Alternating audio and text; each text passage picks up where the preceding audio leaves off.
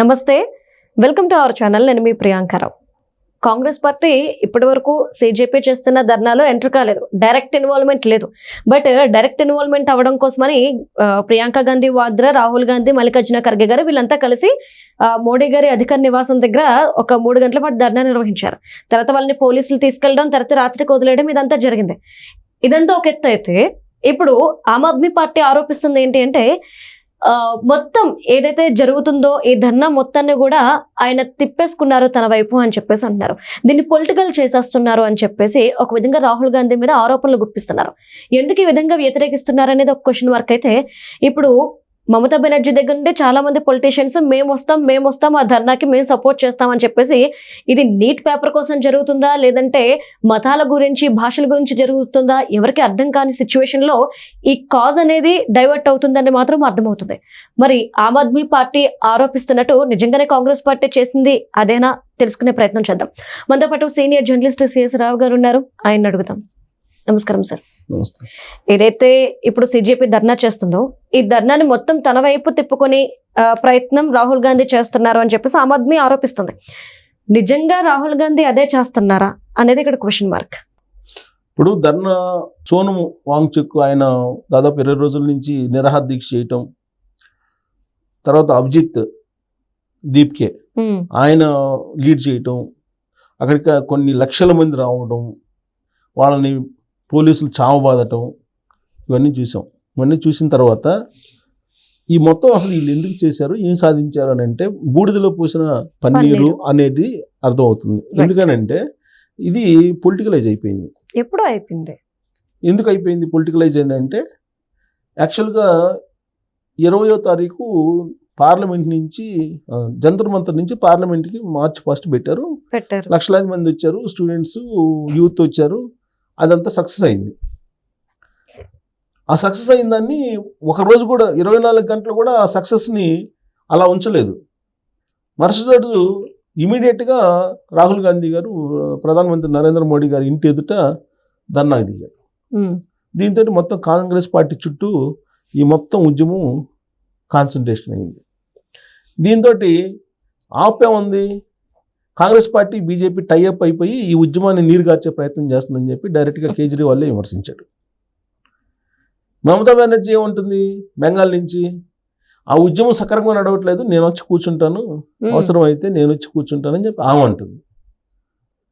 ఇప్పుడు పోనీ సమస్య ఏమైనా పరిష్కారం అయిందా, పోనీ చర్చలు ఏమైనా జరిగినాయా ఇప్పటి వరకు అని అంటే, రాహుల్ గాంధీ గారు 2 గంటల పాటు దాదాపుగా ఖర్గే గారు, రాహుల్ గాంధీ గారు, తర్వాత కాంగ్రెస్ పార్టీకి సంబంధించిన ఎంపీలు వీళ్ళందరూ ప్రధానమంత్రి ఇంటి ఎదుట కూర్చొని 2 గంటల పాటు ధర్నా చేసినటువంటి దాఖలాలు అసలు లేవు ఇప్పటి వరకు. కానీ ఫస్ట్ టైం ఇది. మరి ఎలా జరిగింది అని అంటే, బీజేపీ వాళ్ళు ఒక వ్యూహం పన్నారు. ఆ వ్యూహంలో కాంగ్రెస్ పార్టీ వెళ్ళిపోయింది. కాంగ్రెస్ పార్టీ బీజేపీ ఒకటైపోయింది ఈ ఉద్యమాన్ని నీరుగార్చడానికి అని చెప్పి ఆపు చెప్తుంది. కానీ పార్లమెంట్ లో సెషన్స్ నడుస్తున్నప్పుడు కూడా ఖర్గే గారు అడిగారు, సార్ మీరు దీని మీద చర్చించండి, neat paper leakage and Rama మందిరం స్కామ్ గురించి రెండింటి మీద చర్చ నడపండి అని అడిగారు కదా. 9 రోజుల నుంచి వాళ్ళు డిమాండ్ అది వాయిదా తీర్మానాలు అవే. అవును, రామ మందిరంలో విరాళాలు, ట్రస్ట్ కు సంబంధించినటువంటి కుంభకోణం, అలాగే నీట్ పేపర్ సంబంధించినటువంటి లీక్, దీని మీద చర్చ జరపాలని ఫస్ట్ నుంచి కోరుతున్నారు. అవును, అయితే దానికంటే ముందు వీళ్ళు ఆల్రెడీ నిరాహార దీక్షకి సోనం కూర్చున్నారు కదా. అవును, సోనం కూర్చున్నారు, సోనం చుట్టూ తిరిగింది. ఇప్పుడు సోనం చావు బతుకుల మధ్య ఉన్నారు. ఆయనకి ట్రీట్మెంట్ ఏదో ఇస్తున్నారు, ఏదో వేదాంత డాక్టర్ హాస్పిటల్లో వచ్చేసి వాళ్ళు ఏదో తీసుకెళ్ళి ట్రీట్మెంట్ ఇస్తున్నారు అని చెప్పి అంటున్నారు. ఇప్పుడు ఆయనేమో వాస్తవంగా కూడా విద్యారంగం సంస్కర్త. ఆ పేపర్ లీకేజ్ మీద ఒక లాజికల్ కంక్లూజన్ తీసుకురావాలని చెప్పి ఆయన చావు బతుకుల మధ్య నిరాహార దీక్ష చేస్తున్నారు. ఇప్పుడు ఆయన నుంచి మొత్తం భారత సమాజం చూపంతా కూడా రాహుల్ గాంధీ వైపు మళ్ళీంది. ఎందుకంటే ప్రధానమంత్రి ఇంటి ముందే ధర్నా చేయటం మామూలు విషయం కాదు కదా.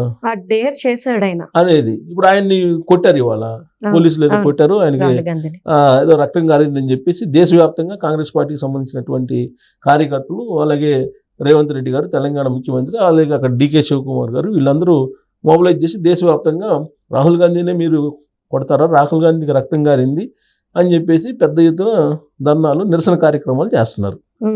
ఇప్పుడు ఉద్యమం గురించి ఉద్యమం ఇప్పుడు కూడా జరుగుతుంది, కాక్రోచ్ ఉద్యమం ఇప్పుడు కూడా జరుగుతుంది. కానీ కాక్రోచ్కి సంబంధించిన ప్రతినిధులు ఎవరైతే ఉన్నారో వాళ్ళతో మాట్లాడడానికి ప్రభుత్వం ఇష్టపడట్లా. ఇప్పుడు ఎవరితో మాట్లాడతానంటుంది? రాహుల్ గాంధీతో మాట్లాడతానంటుంది. రాహుల్ గాంధీ దగ్గరికి వచ్చి మాట్లాడారు వాళ్ళు, రాహుల్ గాంధీతో మాట్లాడారు వచ్చి ధర్నా దగ్గరికి వచ్చి. ఎవరు? బీజేపీకి సంబంధించిన మంత్రులు ఏం మాట్లాడారు? మాట్లాడినప్పుడు ఈయనేం చెప్పాడు? పేపర్ లీకేజ్ గురించి చర్చించాలి అని చెప్పేసి అన్నారు.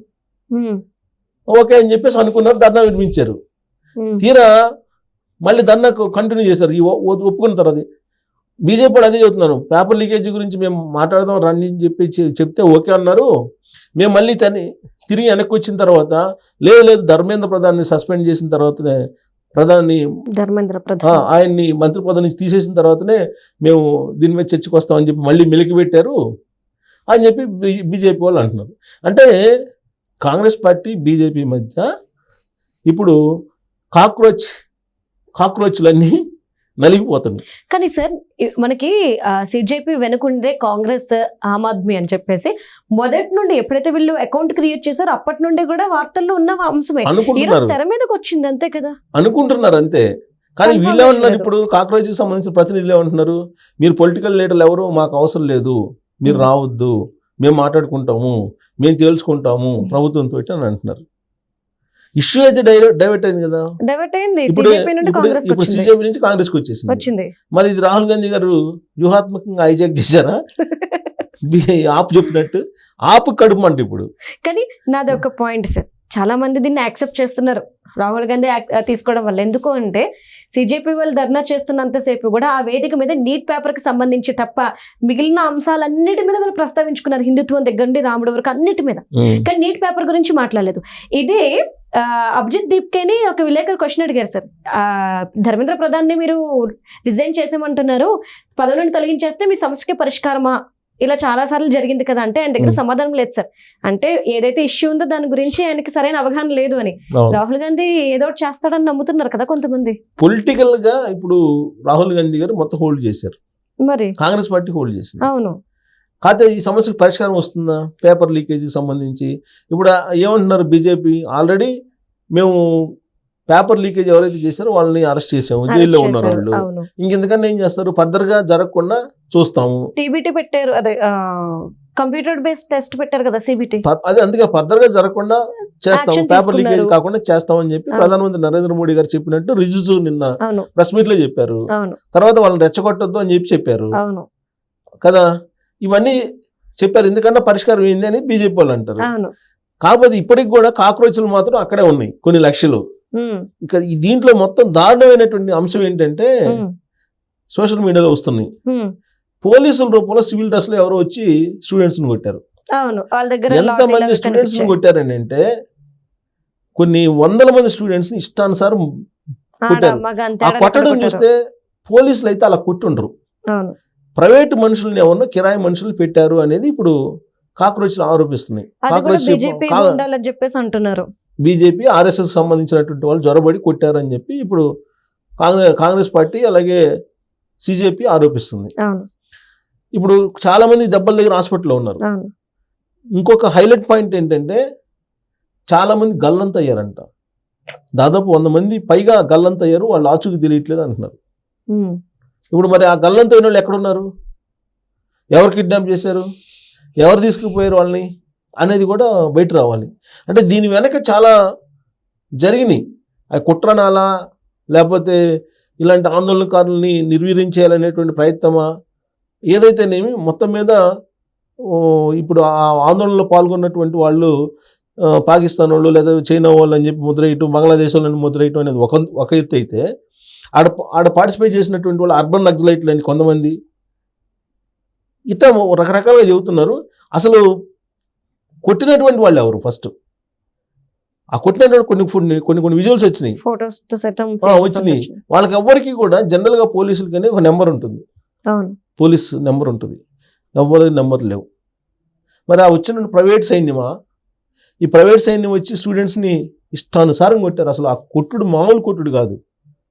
పోలీసులు అయితే స్టూడెంట్స్ మీద అంత అగ్రెసివ్గా వెళ్ళరు, కానీ వీళ్ళు ఇష్టానుసారం కొట్టేశారు, ఇష్టానుసారం కొట్టారు. సో కాబట్టి దీని మీద ఎంక్వైరీ జరగాలి. ఇప్పుడు కాంగ్రెస్ పార్టీ కానీ లేదా CJP కానీ లేదా వేరే ఎవరైనా సరే ఇప్పుడు డిమాండ్ చేయాల్సింది ఏంటంటే, సరే పేపర్ లీకేజ్ దానికి పరిష్కారం చూస్తామని చెప్పారు. కానీ అక్కడ జొరబడ్డటువంటి ప్రైవేట్ సైన్యం ఎవరు? లేదంటే ఫర్దర్గా మళ్ళీ రైతు ఉద్యమం స్టార్ట్ అవుతుంది. తర్వాత దేశవ్యాప్తంగా అనేక ఉద్యమాలు వచ్చే అవకాశం ఉంది. మరి ఈ ప్రైవేట్ సైన్యంతో ఇలానే కొట్టిస్తారా అనేటువంటి ఒక ఆందోళన ఇప్పుడు భారతదేశంలో బయలుదేరింది. కాబట్టి ఆ ప్రైవేట్ సైన్యం ఎక్కడి నుంచి వచ్చింది అనేది ముందు అది తేల్చాలి పార్లమెంట్లో ఇప్పుడు. Right. Thank you so much sir. Thank you.